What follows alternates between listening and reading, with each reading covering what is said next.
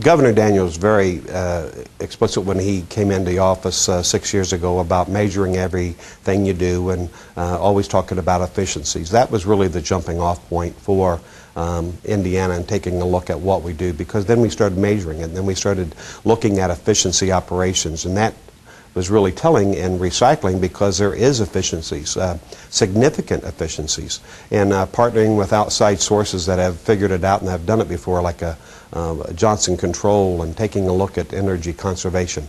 All that came about because we started looking at efficiencies and being more conscious of the dollar, and also looking at measuring output. So we realized that we were paying $6,000 a month for trash removal, and we realized, you know, by doing this we could reduce it to $1,500 a month and at one facility.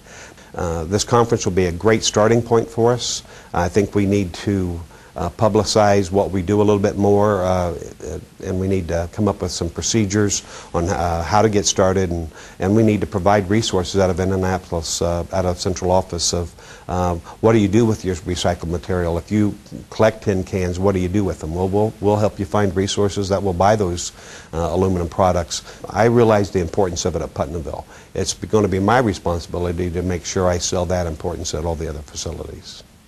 We have 4 biomass operations in Indiana right now. Besides the one at Putnamville, we have at Pendleton, Westville, and the State Prison. The biomass boiler, though, that was significant because that realized significant savings. That will be paid back within, I think the time frame on that is 7 years. It's a performance-based contract with Johnson Control where they absorb the upfront costs, and it's paid back over time through our savings, through the biomass operation. And the savings, like I mentioned before, are significant with biomass boiler. I mean, at Putnamville alone, we save over $1 million a year. I think it's important getting the offenders involved. Inmate idleness is a problem in all of our facilities. I think the more you can get offenders to understand, to buy in, you know, even though it's a time cut, they're learning something about recycling. It's just not, you know, separating trash. It's also learning why you're doing it and the value of it, and the realizing the economics of it. We have a wind turbine over at the training center, the regional training center, that provides our energy source for that training center. In fact, it sells some back on the grid savings.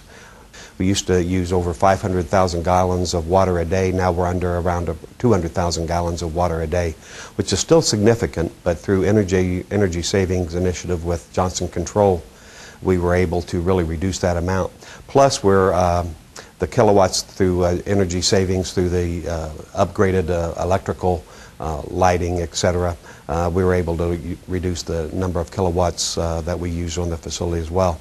I mean, we generate $50,000 a year, and not in savings, but $50,000 a year cash flow into the facility that we're able to turn back into buying more products to recycle, to buy equipment to do a better job recycling. This is not a state-operated or state-funded operation. This is just generated by recycling dollars. And I think that's the beauty for a superintendent, is reducing the budget at one time and also making better use of resources. And I think that's the key.